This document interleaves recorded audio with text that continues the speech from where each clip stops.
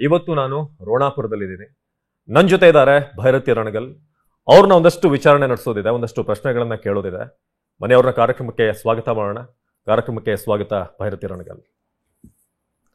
ಇನ್ನು ಮುಂದೆ ರೋಣಾಪುರದಲ್ಲಿ ಯಾವುದೇ ಸರ್ವೆಗಳು ಬೀಳಲ್ವಾ? ಇಲ್ಲಿರೋದು ಬರೀ ರಣಗಲ್ ಸಾಮ್ರಾಜ್ಯದ ಮೈಲಿಗಳು. ಸರ್ಕಾರದ ಸಚಿವರನ್ನೇ ತುಲಾಭಾರಕ್ಕೆ ಹಾಕ್ತಿದ್ರ. ತಾಳ್ಮೆ ಅನ್ನೋದು ಬಹಳ ಮುಖ್ಯ. ತಾಳ್ಮೆ ಕಳ್ಕೊಂಡಾಗ ಏನಾಗುತ್ತೆ ರಣಗಲ್? ನಾ ತಾಳ್ಮೆ ಕಳ್ಕೊಂಡಾಗೆಲ್ಲ ಎಷ್ಟೋ ಜನ ತಲೆಗಳು ಕಳ್ಕೊಂಡಿದ್ದಾರೆ. ಅದಕ್ಕೆ ತಾಳ್ಮೆ ಕಳ್ಕೊಳ್ಳೋಕ್ಕೆ ಹೋಗಲ್ಲ. Super super Shivanna, super. Ranagal ಮೋಡಿನ ಮತ್ತೆ ವಾಪಸ್ ಬರುವಂಥ ಟೈಮ್.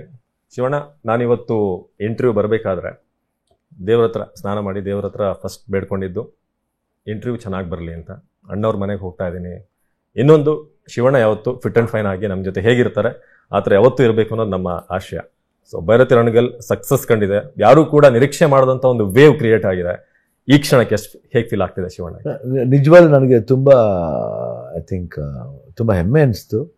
ಯಾಕಂದರೆ ಈ ಪಾತ್ರನ ಜನಗಳು 2017ರಲ್ಲಿ ತುಂಬ ಮೆಚ್ಚಿ ಅನುಭವಿಸಿದ ಪಾತ್ರ. ನನ್ನ ಕರಿಯರಲ್ಲಿ ಒಂದಿಷ್ಟು ಪಾತ್ರಗಳಿದೆ. ಏನು ಆನಂದ್ ಅಂತೀವಿ, ನಮ್ಮ ಓಂ ಸತ್ಯ ಇರ್ಬೋದು, ಇಲ್ಲಾಂದರೆ ಜೋಗಿ ಮಹದೇಶ ಇರ್ಬೋದು, ಟಗರು ಶಿವ ಇರ್ಬೋದು,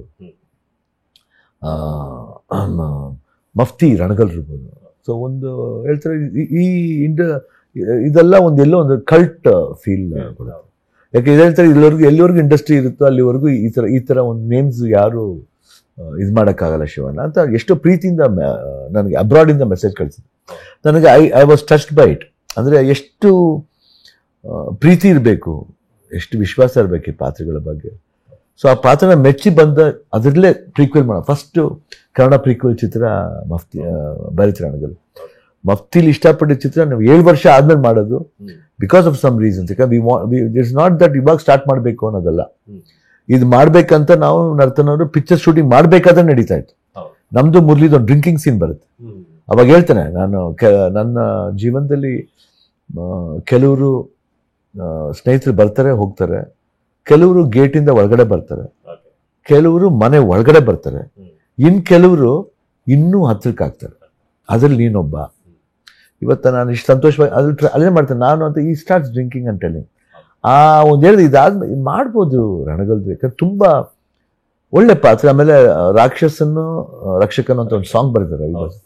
ಸರಿ, ಅದೆಲ್ಲ ಮಾಡಿ ಇದೆಲ್ಲ ಬಂದು ಒಂದು ಸಿನಿಮಾ ಮಾಡಬೇಕು ಅಂತ ಬಂದಾಗ ಅಲ್ಲಿ almost 30-40%, 50% of the story was ready. ಏನು ಮಾಡ್ಬೇಕನ್ನೋದು.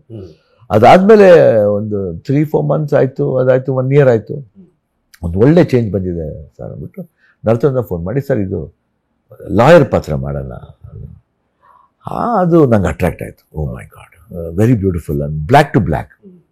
So that first sounding it was good. So then start ಆಯಿತು. ದೆನ್ ಕೋವಿಡ್ ಬಂದ್ಬಿಡ್ತು. Then he had a plan of doing 1 more film with ಇದು. ಅದೇನೋ ಪಾಪ ಟೇಕ್ ಆಫ್ ಆಗಿಲ್ಲ. ಅದಾದ್ಮೇಲೆ ಒಂದಿನ ಬಂದು, ಇಲ್ಲಾಂದ್ರೆ 125 ಸಿನಿಮಾ ಅದೇ ಆಗಬೇಕಾಗಿತ್ತು. ಆದ್ಮೇಲೆ ಸರಿ Vedha, but still we did a good film ವೇದ.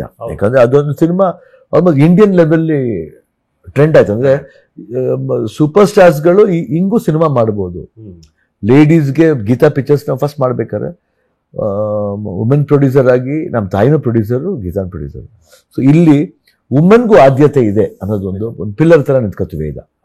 ಅದಾದ್ಮೇಲೆ ಸೆಕೆಂಡ್ ಫಿಲ್ಮ್ ಇದು ಬಂದಿದ್ದು ನಮಗೆ ಈಗ ಮಾಡೋಣ ಅಂತ ಸ್ಟಾರ್ಟ್ ಮಾಡಿದ್ವಿ. ಸ್ಟಾರ್ಟ್ ಟು ಎಂಡ್ ಗೊತ್ತಾಗಿಲ್ಲ. ಆಮೇಲೆ ಇವತ್ತು ರಿಲೀಸ್ ಬಂದಾಗ the way the people received, I was touched. It was so beautiful. That ಕ್ಯಾರೆಕ್ಟರ್ನ ನಾ ಹೇಳಿದೆ ಯಾವುದೊಂದು ಇಂಟರ್ವ್ಯೂಲುವೆ before release.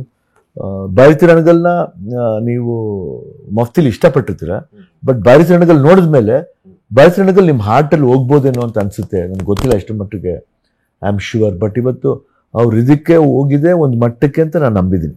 I think they just celebrated that character like anything which I can never forget. The whole industry ಇರ್ಬೋದು, ಧನಂಜಯ ಬಂದು ನೋಡಿದ್ರು, and so sweet of him that he came with the same attire. ಅಂದರೆ ಒಂದು ಪ್ರೀತಿ ವಿಶ್ವಾಸ ತೋರಿಸುತ್ತೆ ಅದರಲ್ಲಿ.